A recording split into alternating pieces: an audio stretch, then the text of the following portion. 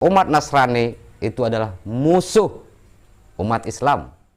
Assalamualaikum warahmatullahi wabarakatuh. Salam Pancasila, salam waras. Selamat malam. Kali ini kita bahas topik yang lebih seru lagi, Pak Boy. Di sini kita sebut topiknya malam ini, musuhkah sahabatku Nasrani? 5 tahun terakhir ini banyak ceramah oknum-oknum yang mengaku ustadz yang mengatakan jika umat Nasrani itu adalah musuh umat Islam. Wow. Seakan-akan umat Nasrani harus dibinasakan, Pak Boy. Banyak sejarah perjalanan Islam yang seakan ditutupi, bahkan seakan dimanipulasi. Ngeri. Sangat mengerikan pemahaman-pemahaman ini jika dibiarkan, Pak Boy. Maka tidak menutup kemungkinan perang antar agama itu sudah di depan mata, Pak Boy. Depan mata, Pak Boy. Tinggal menunggu waktu saja. Sebelum itu terjadi, baik kita lihat cuplikan video berikut ini. Kalau umat Kristiani membutuhkan sesuatu untuk kebutuhan agama mereka atau ingin merenovasi gereja-gereja mereka, hendaklah mereka dibantu bukan berupa hutang, tapi pemberian. Tidak boleh diganggu-gugat ajaran agamanya. Dia dipersilahkan untuk melaksanakan ajaran agamanya. Itu yang diajarkan Nabi. Sampai akhir zaman, Be. Sampai akhir zaman, sampai sekarang dan yang akan datang. Sebenarnya ada perjanjian yang dibuat oleh baginda Nabi Muhammad kepada kaum Nasrani, yakni perjanjian Najran. Ya, benar. Tahu, Pak Boy? Benar. Yang intinya agar umat Muslim melindungi umat Nasrani dan berlaku hingga akhir zaman tentunya. Gimana, Pak Boy? Sudah membaca perjanjian Najran ini belum? Sudah.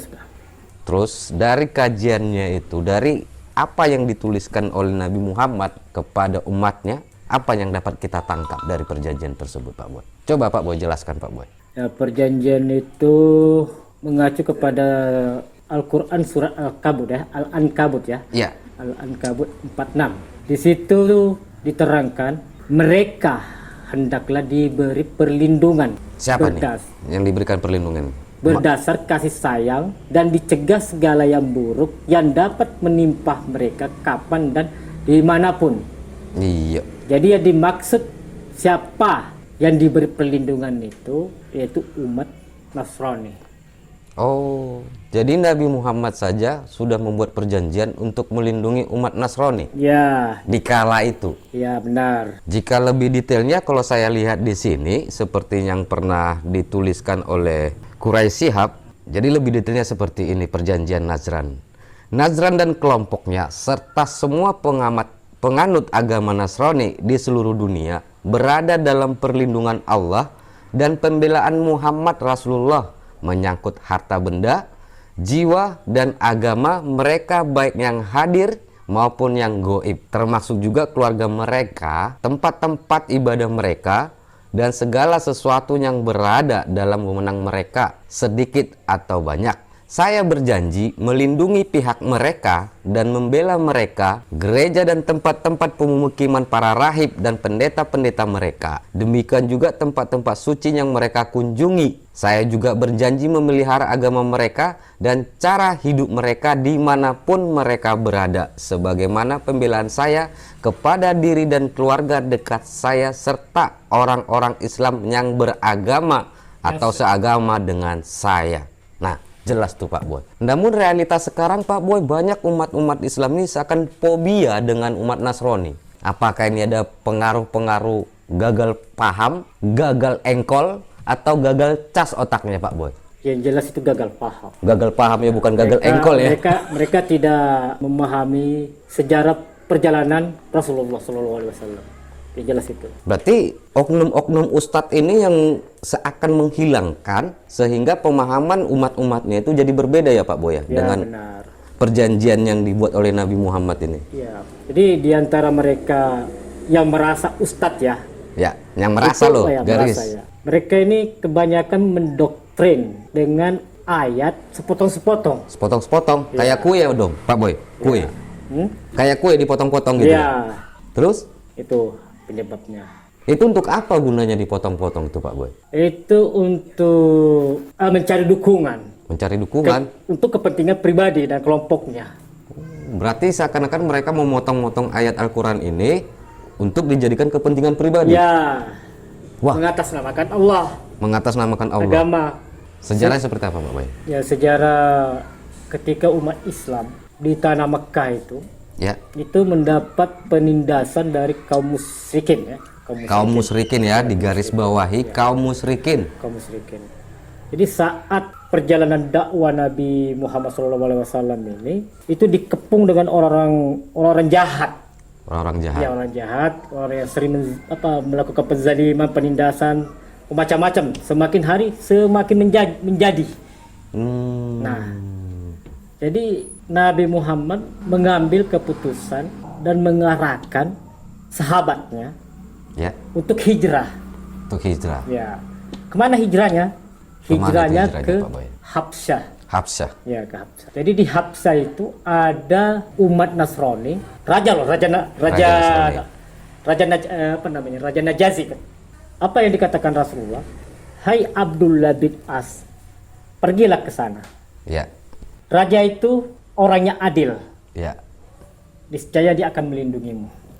Ya. Betul, Maka betul, betul. berangkatlah periode yang pertama yang dipimpin oleh Abdullah bin As. Kemudian periode yang kedua pun berangkat juga, itu jumlahnya lebih kurang 80-an lebih kurang itu. 80 orang ya. Ya. Nah, apa yang terjadi di negeri Habsyah ini? Bertemu dengan Raja Nasrani, Ya. seperti apa yang dikatakan Nabi Muhammad sebelum berangkat, terbukti. Terbuktinya bagaimana, Pak Boy? Terbukti. Raja Nasrani melindungi. Berarti pada saat itu juga Raja Nasrani juga melindungi Nah, di kaum saat muslimin. umat Islam pengikut Nabi Muhammad mendapat penindasan di Mekah. Di Mekah ya, dapat di penindasan Mekah. ya. Ya, That's your miracle. Your Quran. Say of the birth of our dear Lord Jesus Christ. May I relate the words? Come closer to me. In the name of God, most gracious, most merciful. Relate in the book the story of Mary, how she withdrew from her family to a place in the east. How we sent to her our angel Gabriel, who said, I am a messenger from your God, to announce the birth of a holy son to you. She said, how shall I, Mary, have a son when no man has touched me? And Gabriel replied, for your Lord says, it will happen. We appoint him as a sign unto man, and a mercy from us. It is a thing ordained. The difference between us and you is no thicker than the sky. Not for a mountain of gold will I give them up to you. You may live in Abyssinia in peace for as long as you wish. May God's blessings be upon you on your return.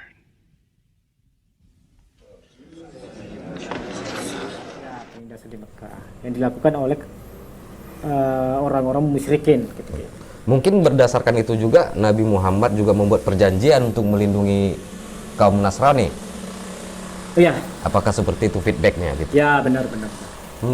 Bahkan di sini lagi Pak Boy, kalau kita baca lebih dalam lagi perjanjian ini, di sini disebutkan juga bahwa karena saya telah menyerahkan kepada mereka perjanjian yang dikukuhkan Allah, bahwa mereka memiliki hak serupa dengan hak kaum muslim. Berarti hak Nasrani itu sama haknya dengan hak kaum muslim tentunya, kalau kita baca seperti ini. Dan kewajiban serupa dengan kewajiban mereka. Kaum muslim pun berkewajiban seperti kewajiban mereka berdasar kewajiban memberikan perlindungan dan pembelaan kehormatan, sehingga kaum muslim berkewajiban melindungi mereka dari segala macam keburukan, dan dengan demikian mereka menjadi sekutu dengan kaum muslim menyangkut hak dan kewajiban. Nah, jelas di situ Pak Boy. Namun fenomena sekarang yang terjadi di Indonesia, banyak kita ini saudara kita Nasrani seakan dipersekusi dalam hal beribadah, mendirikan rumah ibadahnya. Nah, seperti rumah ibadah nih Pak Boy, baru-baru ini lagi viral nih. Ada di beberapa daerah tentunya. Sementara di perjanjian ini disebut tidak boleh uskup dan keuskupan mereka diubah, tidak juga kekuasaan mereka atau apa yang selama ini mereka miliki tidak boleh juga dituntut seorang atas kesalahan orang lain, sebagaimana tidak boleh memasukkan bangunan mereka ke bangunan masjid atau perumahan kaum muslim. Tidak boleh juga mereka dibebani kezaliman menyangkut pernikahan yang mereka tidak setujui. Nah, jelas di sini bangunannya saja dilindungi, Pak Boy. Iya. Bagaimana ini, Pak Boy? Apakah kita seakan jadi kaum-kaum yang bertentangan dengan apa yang diajarkan oleh Nabi kita? Oh, tidak. Jadi permasalahan yang sekarang marak nih, kita kan sebagai muslim mayoritas nih, Pak Boy. Mayoritas itu sekarang merasa dirinya berkuasa, paling hebat. Sehingga kaum-kaum Nasrani yang minoritas ini seakan tertindas nih, Pak Boy. Bagaimana Pak Boy menyikapi ini? Coba dong masukannya bagi rekan-rekan yang salam satu waras ini, yang rekan-rekan yang waras, yang masih memiliki akal dan logika yang sehat beragama gitu. Itu cara menyikapi. Pola pikir itu harus luas. Harus luas. Iya, artinya jangan terfokus kepada pemikiran di Karimun saja. Ya, di seluruh Indonesia ini tentunya. Bahkan dunia. Dunia. Ya. Dan perlu diingat bahwasanya di dunia ini ada 2 umat beragama yang penganutnya itu miliaran, yaitu Islam dan Nasrani. Katolik. Ya. Dan Indonesia saja itu ada 8 provinsi. Ya. Ada 8 provinsi yang mayoritas umatnya itu umat Nasrani. Ya.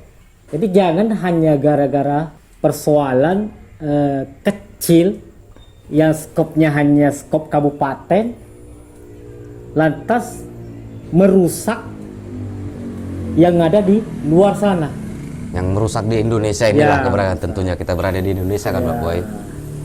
Jadi kembalilah ke pangkuan Ibu Pertiwi, di mana di sana diamanahkan untuk mengikut Undang-Undang Dasar 1945. Iya. Dan juga kita kembali ke sejarah dengan adanya perjanjian ini, Pak Boy. Di sini sangat-sangat jelas mengatakan bahwa umatku wajib, berkewajiban untuk menjalankan ini. Jadi seperti sekarang ini fenomena yang sering diributkan adalah masalah ibadah dan tempat ibadah. Tentunya ya sebagai warga negara yang baik dan sebagai umatnya Nabi Muhammad ya, monggo kita apa yang kurang kita perbaiki bersama. Ya. Bukan begitu Pak Boy? Ya. Jika IMB yang bermasalah, yuk kita sama-sama ciptakan suatu keputusan yang tentunya tidak memberatkan siapapun. Ya. Karena pada intinya melalui perjanjian yang saya baca ini, yang kita tahu bersama bahwa umat Nasrani dan Muslim itu adalah bersaudara. Sama-sama umat yang beragama. Ya, tentunya sama-sama bertuhankan yang Maha Esa. Ya, benar. Dan sama-sama juga mengajarkan ajaran kasih dan sayang. No. Kalau ada yang mengatakan saya umat beragama, tapi di dalam pemikirannya tidak ada rasa kasih dan sayang, Ya. itu bukan umat beragama, tapi umat gamang. Umat gamang. Gamang ini kacau. Kacau. Ini dalam teks bahasa Yunani kuno itu ada artinya tuh, arti agama itu ada. Ya. Jadi A itu tidak artinya. Terus? Gama itu kacau. Jadi tidak kacau. Jadi A tidak, gama kacau, jadi tidak kacau. Berarti tidak satupun agama yang diajarkan untuk membuat kekacauan dong Pak Boy? Iya benar. Jadi kalau ada yang suka agama mempersekusi, yang sama sekali tidak punya rasa kasih dan sayang, ya berarti dia umat yang gamang. Umat yang gamang. Iya, tidak ada panduan. Jadi sama dengan perjanjian ini Pak Boy. Jika ada umat Muslim yang mengaku umat Muslim tidak mengakui perjanjian ini, bahwa Anda patut dipertanyakan Anda umat siapa? Oh iya, ini Al-Quran loh.